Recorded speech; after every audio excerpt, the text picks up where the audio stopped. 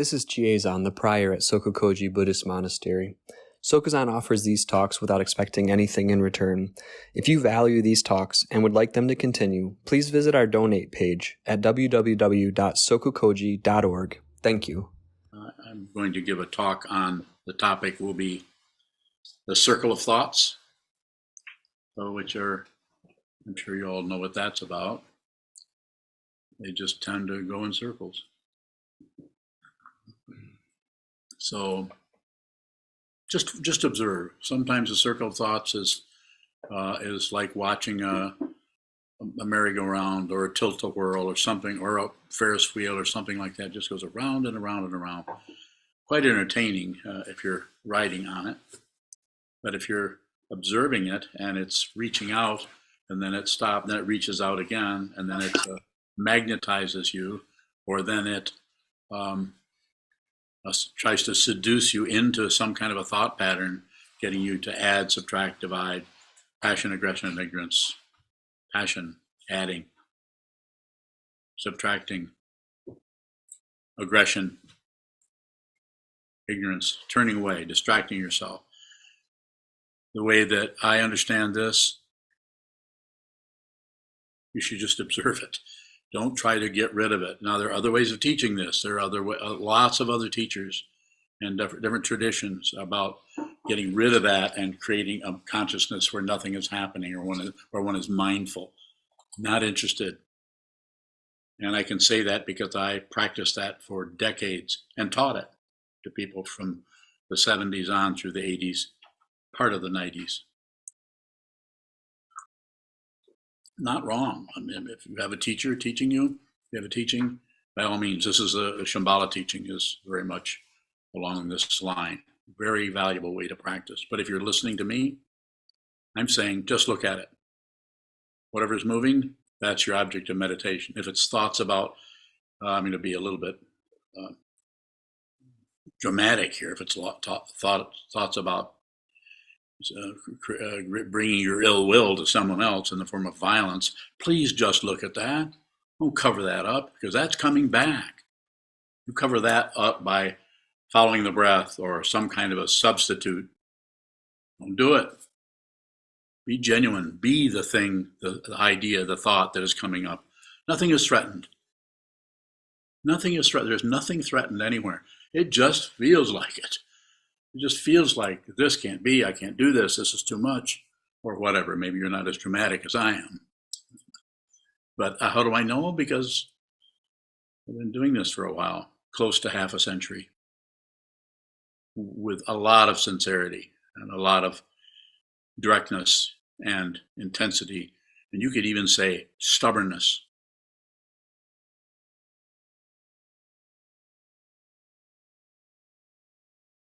Just watch the rotation. Watch the rotation. And sometimes it'll get brighter or darker, goes into the woods, comes back out into the sunlight. I'm sure you've noticed. But that which is observing does nothing. That which consciousness only, not a person. As soon as we push on the merry-go-round or jump on, as soon as you do anything with what arises, you fuel the illusion of a separate self that is doing something or not doing something. Like my hand is moving. The only thing that is moving this hand is consciousness. There's no being here. There's no personhood here, and there isn't in your wherever you're sitting, in the chair you're sitting in, and the cushion you're on. It's unreal. But it is extremely convincing. And it's coming from beginningless time until now. You can call it past lives. You can call it whatever you want. Actually, there is no such thing as past lives. That's an illusion too. But it certainly looks real. If you start to look into it that way, you will have memories that appear to be someone else's. Or not, maybe not. It's quite variable. Very important to extend, if you can, the awareness towards whatever's arising. Whatever's arising, be aware. Whatever's showing up outside the building, you don't have to differentiate particularly at all. You can just Be aware. Something that's moving outside the building, you listen to it. Someone's walking down the hallway, you listen. Someone upstairs is making a racket. Just observe, just observe. Just receive that. And in that way, what you're doing is you're changing your dynamic from being against something or for something or not interested in something. Those are the three poisons, and they show up in many, many different ways and seduce us into believing stuff and disbelieving other stuff. And then, here it comes, distracting ourselves from other stuff. So it's the three stuffs. Don't do it. And how do you don't do it? You watch the way you do it. I'll say it again. You can't stop it. Even though I say don't do that, I know, as you've heard me say 32 times, you cannot help but do this.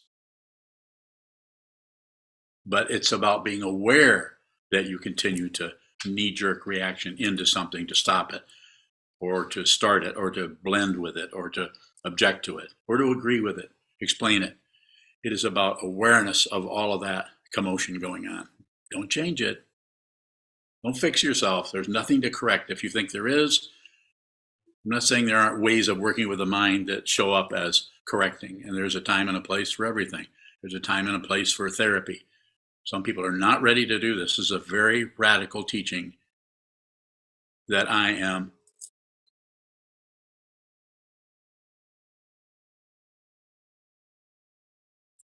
I pointing at that? Do you think I'm pointing at something? Look closely. Don't conclude anything. And if you do conclude something, don't conclude that you concluded. Don't double it up. This is why I call it radical. Radical means at the root of something. And even that is not close enough. It's beyond the root. There is no root. If you feel differently or think looks differently, then go do whatever you want to do. I'm only bringing this to you because I feel so certain about it. So very, very certain. We're all sitting in the middle of a burning house. It's coming apart. It's burning down. You either see it or you don't. And I'm here to say to you, suggest to you, that you could see this. You could realize your true nature, which from the point of view of ego can be a catastrophe. Or as U.G. Krishnamurti once said, a calamity. The way he described his awakening. It's a calamity. Trungpa Rinpoche has called it the final disappointment. All the disappointments leading up to it is the path and the final disappointment. Why would you even want to do such a thing if it's described that way? I can tell you why. If you're here, if you're listening to me, and if you continue to listen to me, you want the truth. You don't want something to believe in. You don't want something that there's all kinds of opinions and ideas on. You want the truth. I certainly want the truth. And from my teachers, I received it.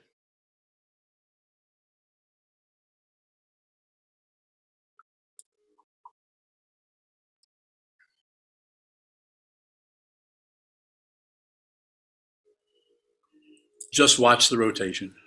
It will speed up, it'll slow down, it'll turn this way. That's why I used the example of a tilt-a-whirl.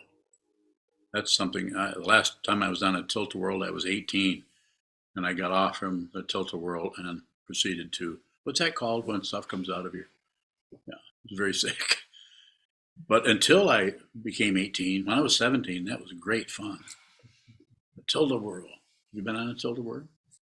Anyone here that does not know what a tilt-a-whirl is? And if you tell me, then I'll guess your age. Okay, I have no takers. Goes around and around and around, and it gets dizzy watching. You can get dizzy watching it. Go ahead. Your question? I was just looking at the imagery of the tilt-a-whirl as an example of the circle of thoughts.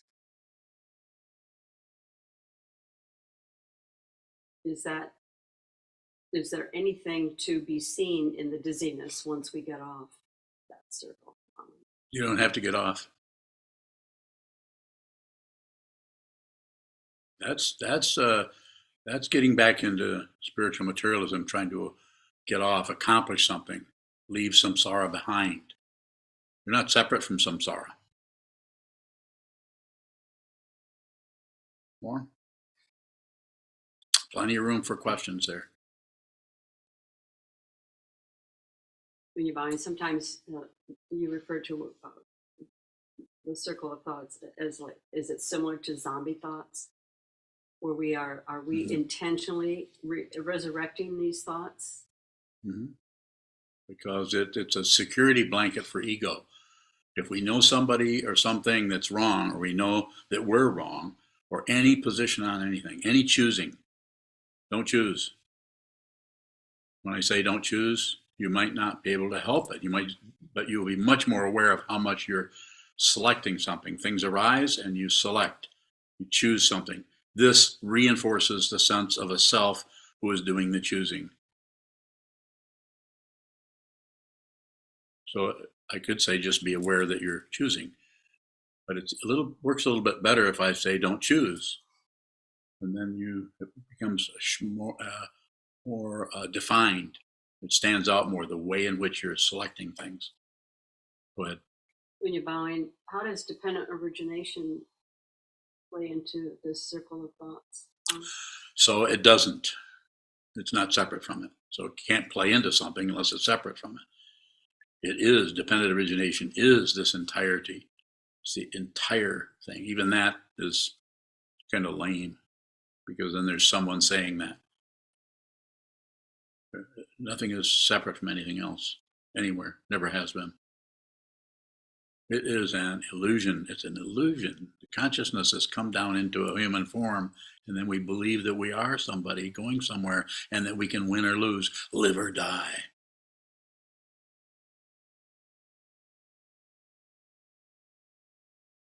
Don't believe any of this.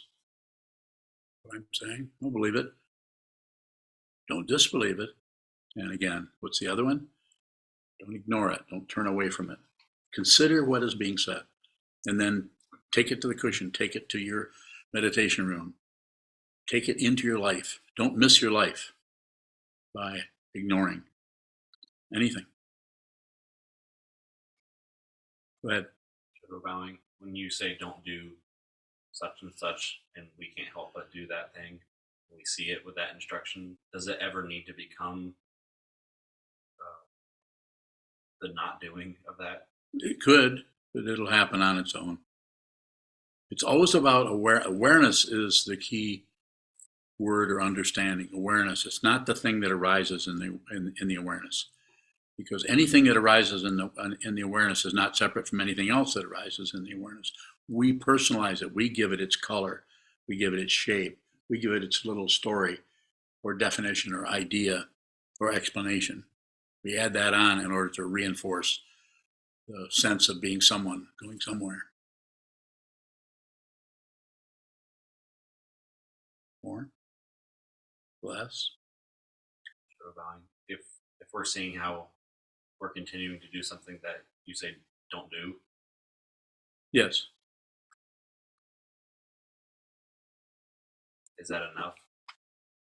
Is that enough for us to see that? Yes.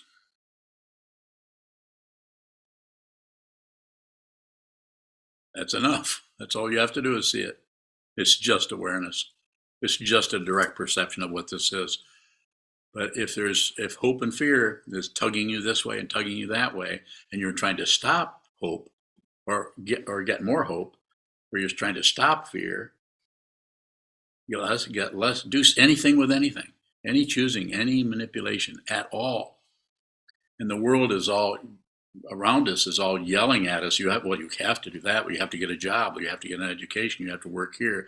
You have to support this or be against this, and fore and aft and fore and aft. At the front of the ship and the back of the ship and the front, you don't know where the hell you're at. And at some point, you just sit down. You just sit down. You've had enough.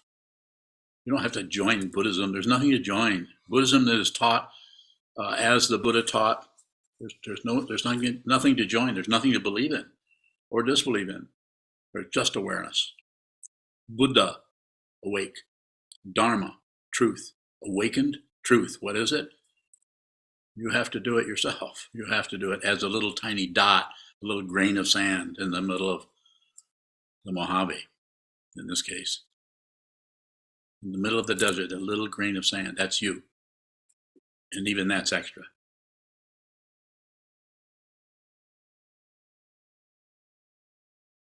Sir. Why does the circularity look linear? This part of the illusion that we're getting somewhere. We don't see, we kind of see it a little bit when we think, oh, there I go again. We realize we're coming back and we re-establish, there I go again. Like me, I'm going in circles rather than thoughts and emotions, memories are circular.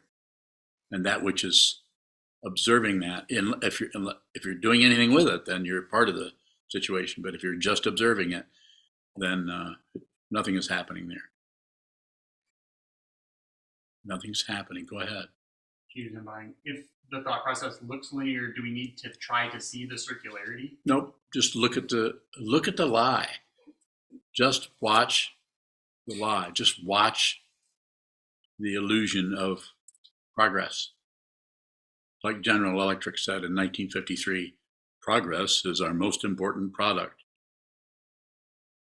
Are you guys there? Probably not. And what did that mean? Advertisements.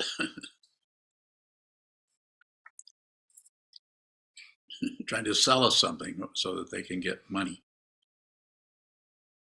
More? Go ahead. What is the apparent drama in a situation?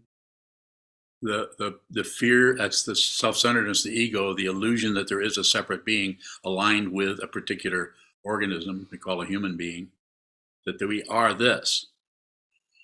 We might have a little bit of an imagination that we're beyond this, that we have a spiritual dimension also, but it is the body-mind complex that is having the idea of a spiritual dimension. It's not an actual spiritual dimension, because that would be the death of the situation. You could say death. Actually, nothing happens. But we have to say something, so we're saying death. Is there a death? Sure looks like it. We have several pictures on the altar here of people who passed away recently. Seems like more than usual. I think there's 4 of them up there, isn't there?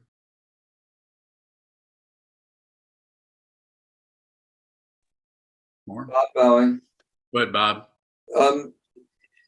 You said you seem to say that Wait. some of you need. Okay, the question is there psychotherapy compatible with Yeah, meditating? go ahead. Is psychotherapy compatible with meditating? Psychotherapy, everything is compatible with everything. Everything works. Everything is fine. There's nothing to correct, nothing to choose. If you see it, if it arises in awareness, do not go to war with anything. It certainly looks like we should, because there's so many things that are screwed up. Looks like, but don't do that. Don't fight with anything. But yes, I would say the way in which you're asking it, if I were to say it, I would say if you need to have a therapist or have psychotherapy, by all means. I have students who meditate and have a therapist and do all kinds of things. Do ayahuasca and you can do whatever you want to do. But if you come to me and ask me about that, what's happening there, I might suggest that you limit some things. So I may, but I would do it. I don't teach like my teachers taught, more or less from a distance. I teach right in your face, if you haven't noticed. I've noticed that, it's fine with me. Well, you would, as long as you look this direction, and I can give you some feedback. Maybe you won't need a therapist, but you still might. You might need to talk to somebody that can work with you with cognitive behavioral stuff, or what are the other things? There must be 150 by now on Wikipedia. Where's my other therapists? Oh, they aren't really mine, are they? Further question? Jen, are you yawning because I'm just being too low key today, or because you're tired? I didn't get my nap. I'm sorry. Understand that. No, you don't have to apologize. You can take a nap right now. Depends on bowing. Go ahead. What do we do when the practice is exhausting us? Bowing. Well, the way you're using those words, I would say stop or take a break. Go do something else for a while. Just check out for a while. Go and go take a nap or whatever. Yeah, take. Don't push on it, and then come back when you can. And sometimes the exhaustion part has to do with trying to push too hard to see something, especially trying to do that with the intellect, to try to see what is happening, try to understand the teachings in such a way that just takes a lot of energy. Sitting practice of meditation, the way I teach it is sit down, hold still, and just receive. Maybe your thoughts, maybe memories about what happened last week, and maybe a conversation you had with someone you work with. It may be reviewing something, going about this and that. Nothing to correct. So this is why I don't teach return to the breath or something, and I follow the breath, because I want you to see what this is. I don't want you to become a good meditator. I want you to awaken. And you can do that. Go ahead. You've been saying later that it does get harder and harder with fewer and fewer credentials. Yeah, it does. When is it appropriate to sit with exhaustion as just something that's arising, bowing? Well, I think you'll know. Yeah, you don't know? No. Okay, then just split the difference. Go and do work with it a little bit one day, and then the next day maybe go another direction. Go move back and forth a little bit. Take a few days off where you don't study or practice at all. And then notice the contrast between that and when you come back and do an awareness practice like shikantaza, sit down, hold still, watch the movement of the mind. And then go to book study or study teachings of Dogen or the Heart Sutra or whatever it is we're studying. Notice that. Sometimes people are more frustrated by the intellectual part, the studying part, and sometimes people are more frustrated by just sitting and looking at a wall or looking at the floor. So it varies all the time, but you need to be the one who has some kind of understanding about what you need to do next. I wouldn't choose between. Don't do an either or situation if you can. Just if you get exhausted, go take a nap or take a day off. Don't meditate that day if you're someone who is a daily meditator.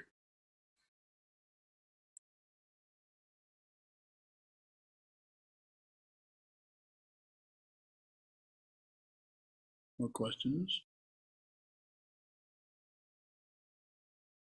So when we can take questions for another 20 minutes or so, and then at 7 o'clock we will stop, and we're going to have a jukai, or receiving bodhisattva precepts for Eric Blogsfed. You still want to do that?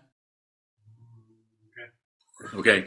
He still wants to do that, so I'll check with him again at 7 o'clock and see if he does. And of course, you did so Raksu, so tarpa. You know what that means? What does it mean?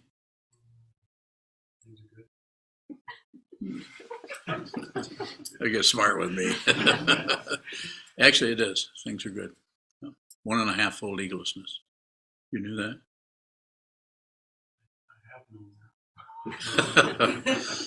He's impossible. You're gonna have to get him one. So anyway, you're all welcome to join that if you wish and see a bodhisattva ceremony, receiving the 16 precepts as it is taught in the Zen, Soto Zen tradition. But in the meantime, we have time for more questions. If you have them, please don't hesitate. Isaac bowing. Andre Bowling. Go ahead, Andre. Earlier you mentioned ego is conscious or consciousness. Please elaborate. The ego is Conscious or consciousness. So it is an aspect of consciousness that is kind of curled up into a knot or a little container because it feels threatened. It's the paranoid part of the consciousness. But if you see what that is, then you see that it's unreal. So it's not threatening. It's not also not particularly accommodating. It doesn't have any positionality because it's unreal. So there may be there, your ego may show up, it may not, but you no longer believe, disbelieve, or ignore the ego. So therefore it has no leverage anymore. It doesn't have a vote anymore. There isn't anything voting.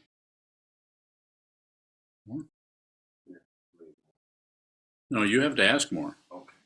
That's all you're getting. So you're saying conscious, I'm thinking conscious. Yeah. Ego because they're both illusion.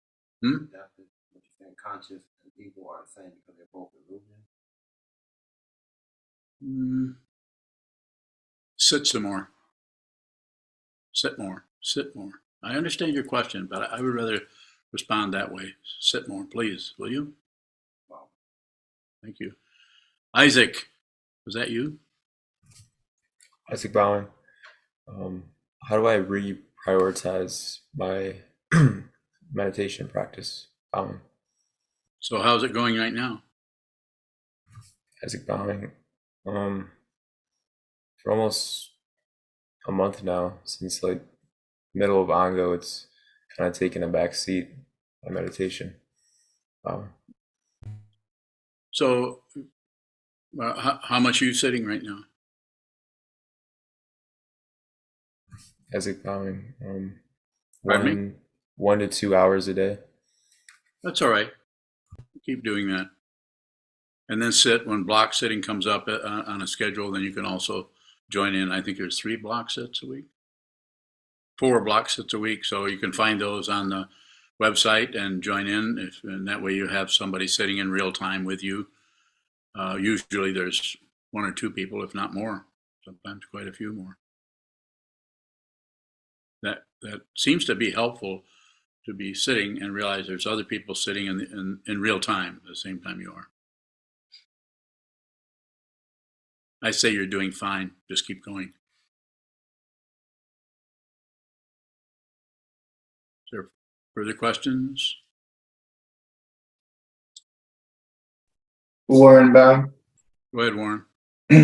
What is a bodhisattva, Baum?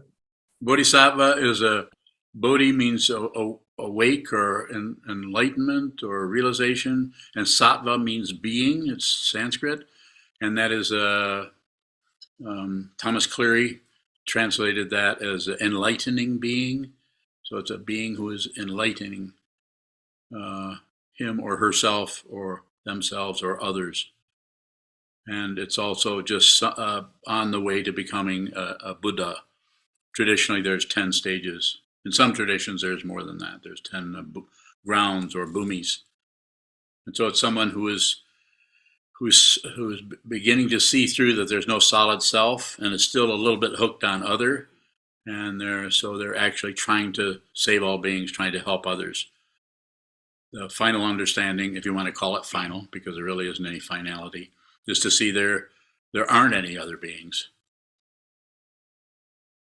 Doesn't mean there aren't bodies, of course there are. But the separation into different beings is illusory. Don't believe me. I don't need anybody to believe anything. You don't have to believe anything. See it yourself. So it's an enlightening being. So you can do that on your own if you like. You can just read about it. You can read the Heart Sutra, the Diamond Sutra, and all the other sutras out there that talk about that aspect of this 2,600-year-old tradition, going back to the Buddha.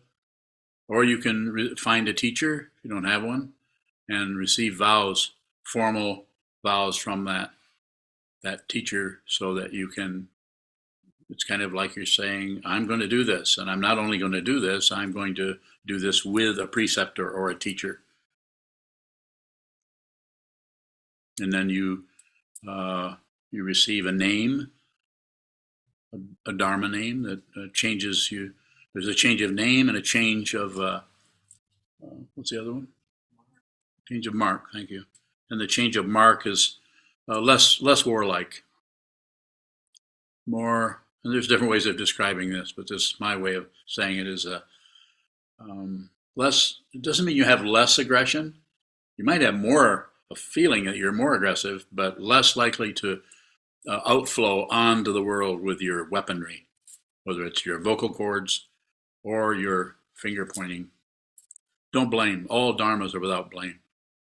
It looks otherwise, but everything that happens is without a source. You have to realize it. If you just think it, then it doesn't work. It just gets all full of cobwebs, spiders of reality, spiders of unreality, spiders of that other thing I can't remember the name of. Some kind of a Sanskrit word, probably.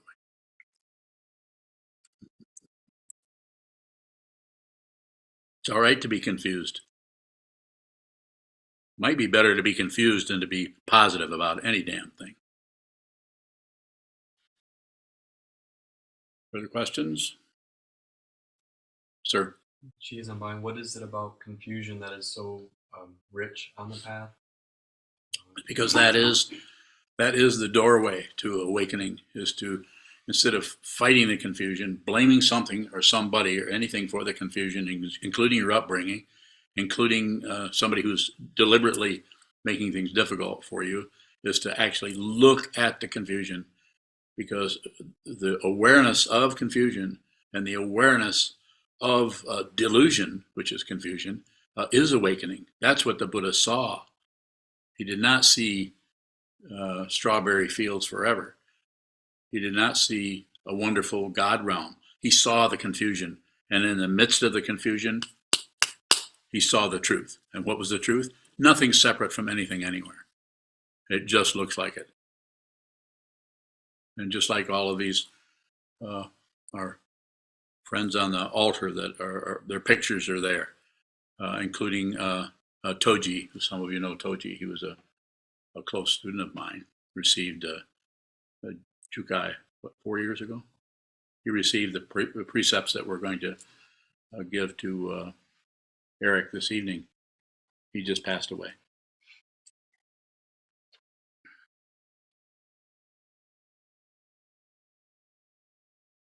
Further questions? Naveed. Naveed bowing. When you say a solid being, are you referring to the human body? Bowing. Say more. What is it you want to know? I want to know if are we gonna have a body after we die, or are we ever gonna be bodiless, or are we always having some form of a body? So there's all kinds of if you want evidence, there's all kinds of things in our life. Just getting spaced out, watching something happen, we kind of disembody because we're so into that thought. And then somebody comes back and said, "Hey," and then we come back to this, even though the body has been ignored for 30 seconds or 8 minutes. Just like when we go to sleep, our awareness of the body is gone, and then we create sometimes traditionally called an astral body, or a body of light. And so then that goes around in circles, and we have dreams that when we're in the dream, we think this is true. That what's happening is true, and we are this person in this dream. It might be a different person. So the whole idea of embodiment it gets more and more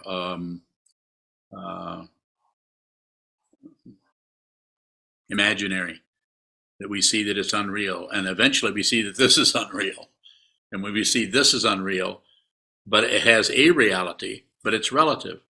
It's relative to, I'm here and there's a space between us, so it makes this look more solid. There are nerve endings, and quite a few of them, in our fingertips, in our eyes, in our ears, tongue, nose, mind.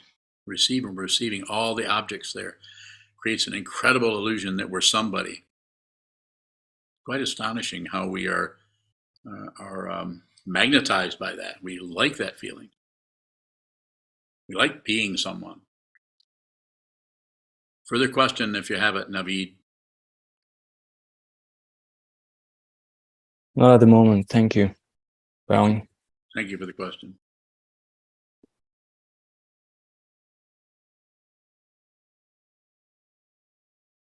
Well, there's 41 windows open here, so might be another question on Zoom, or is there one in here?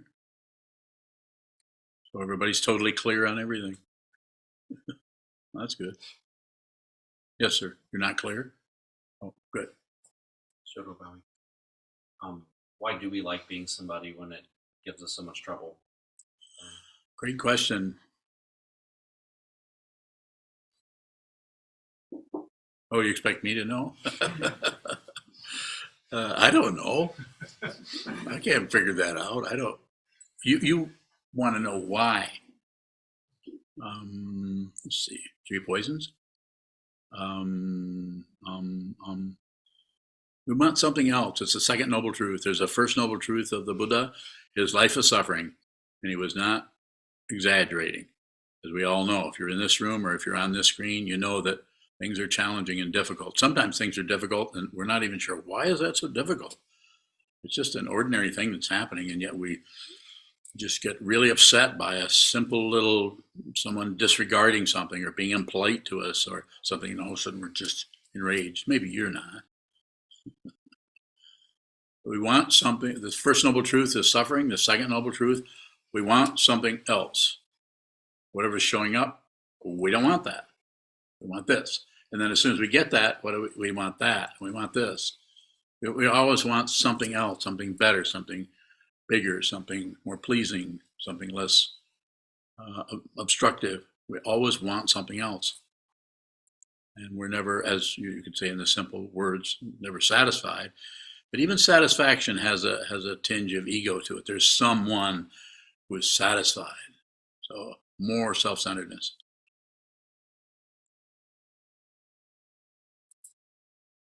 How are you doing? You satisfied? No. Whew. I was hoping you didn't fall into that trap. Yogido. Yogido bowing. Sometimes you say you don't care what happens. Yeah, I lied. I really do care. But go ahead and ask your question.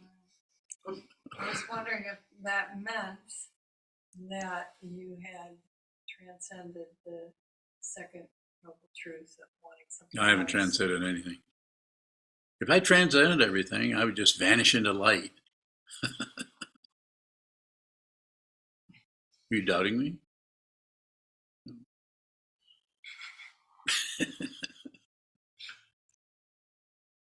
What is it you want to know? I want to know that if do we ever not want something else? It's possible, but it's the identity. It's the desire may still be there, but it can't find anyone who wants something. So the desire is dependently arisen. Pratitya samutpada, dependent origination, shows up, and so that dynamic is happening. But then, since we have a body mind here, and something shows up in the mind, we push it away. We don't want that, or we grasp it. We want more of that, or we ignore it. So those 3 poisons create the illusion of a separate being that is aligned with this relatively separate being, this woman, this man, and so on, in a certain dynamic of time and space that is an illusion. And so we want something else. It's very simple. Excuse me. Not always easy to see that because we believe it. We believe we want something else. We don't want this. We deserve something else. And, excuse me, we'll even reinforce each other. Well, you deserve that. Or you don't deserve that. I don't know whatever they're saying to you. You don't deserve it. You need to get out of that relationship. Are you in a relationship? Yeah, you need to get out of it. No, you don't. Yeah. No, Keith is okay. Oh, I was thinking of that other relationship. What's the other one? Yeah, is this fun? Is this fun? Is it fun? Is this fun? I don't know if I'd call it fun. Yeah. It's interesting. That's hilarious. I don't know if I'd call it fun. No reference point. You don't need one. You don't need one. But how do you see that? How do you realize that? You look at the reference points and you look at the way you clamp down. You don't have to let go of a damn thing. You don't have to let go. Don't do that. Watch the way you're clamped down on something, the way you cling. If you can see the area that you're clinging to something, just observe the clinging. And that will, over time, if you don't push it away, try to stop it. If you don't validate it, justify it, or explain it, and you just look at the vice grip you have on some aspect of your mind or your belief system or your relationships, just look at that. Because if you try to fix it, then we're spinning. You might get rid of it to some extent, but it's coming back. It's just like something goes into the shadows because you push it, but then it comes back around. Observe.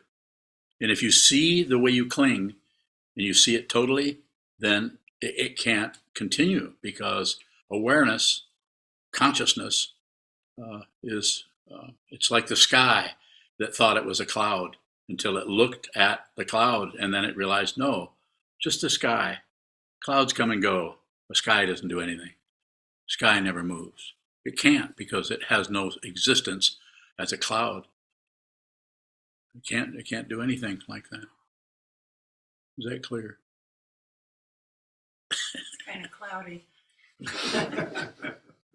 I didn't give you a cloud name, did I? I gave you what kind of name did I give you? Path. Whew. Good, that's good.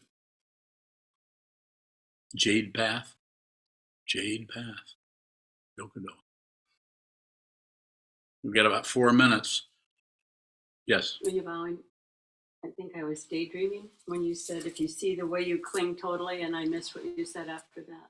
What happened? If you see the way you cling thoroughly and totally, just look at the clinging. It's the object of meditation. And shikantaza, when that starts to show up, you see the way you're clinging, hanging on to something, just observe it. What else did you want to know? The result? There's not going to be a result there. There's just the clinging. But that's what the Buddha looked at. How do I know? I don't know. I don't have knowledge. But the Buddha looked at delusion, looked at the clinging, looked at the warfare without covering it up, without explaining it, other than the Four Noble Truths. And it can't hold up. It just starts to come apart. There's no guarantee. If you look for results, then you're looking for something else other than just look at the clinging, just look at the suffering. More? When you're bowing, if you if there are others in your sphere of relationships who have an expectation, you Yes. say there's nothing to fix. So Yes. should we be concerned about expectations of others? Well, anything that arises is going to be dependently arisen, including your relationships. So, I mean, I'm not sure exactly what you want to know. Spit it out. Don't hesitate. When you're buying, I think it ties into when you say there's nothing to fix. And yet, if we have what we may call a bad habit, or if we're caught in our circle of thoughts, Yes. like you're talking about. Look at the circle. If you try to get out of the circle, if you get a little respite from it or relief from it, then we try to make that stronger, push that so that that bad habit or whatever it is goes away. Be the bad habit you're trying to get rid of. And what does that look like? Looks like crap, probably. Suffering. Remember the first noble truth of the Buddha. Life is suffering. It's not nihilism. It's just nerve endings in the mind, in the fingertips. It's difficult. He didn't say part-time. It has to be done with the awareness, not with the thought process around it, circumambulating the thoughts, trying to get some kind of grip on it. Yes. When you're bowing, what role, for lack of a better word, do outflows play when we are, when you say be the bad habit that you are? If you're actually being a bad habit, you won't have outflows. Outflows are getting rid of the habit, blaming someone else, being upset with someone because whatever they're doing is triggering your unexamined aspect of your consciousness that comes from beginningless time and into this so-called present moment. That's an outflow. Well, if you didn't say that, or you didn't do that, then I wouldn't feel this. Blame. Triggers. We see it everywhere. We see it right in this monastery. Not easy. It's very, very difficult. Do it anyway. Spend a lot of time training your mind to see clearly by facing a wall or facing the carpeting or facing something where nothing's happening. So that when you do come into that dynamic, there's more and more of a possibility that you'll see the way you're creating the First Noble Truth.